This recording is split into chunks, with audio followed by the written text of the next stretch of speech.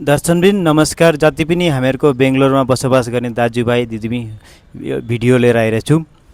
अग्लो महिना किनभने अग्लो महिना आसाममा चुनाव हुनेछ र चुनावमा जानको लागि चाहिँ 2 महिना पहिलेदेखि चाहिँ ट्रेनको टिकट चाहिँ ट्राई गर्नुभयो थुप्रैले, तर जस्तो टिकट बुकिङ खुल्छ त्यस्तै फुल भइहालेको हुन्छ र फ्लाइटमा जाउँ भने चाहिँ टिकटको दाम चाहिँ 2 महिना अघि 3 महिना अघि बहुत आसमान छुनेको छ।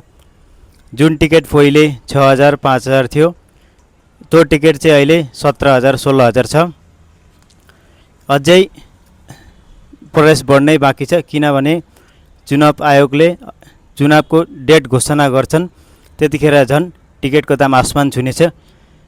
कतिपयको मनमा यो पनि छ कि म चुनाव दिन गएन भने कि मेरो नाम काटिन्छ भनेर।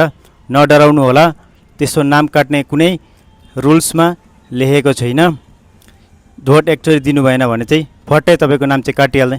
हजुरको परिवारकोले चाहिँ भोट दिइरहनु भएको छ भने चाहिँ तपाईँको नाम काटिने होला। तपाईँको नाम चाहिँ भोटर एनआरसीमा छ भने तपाईँको नाम चाहिँ त्यसरी फट्टै कहीँ काटिहाल्ने होला छैन। धन्यवाद तपाईँहरूलाई सबैजनालाई, थ्याङ्क यू।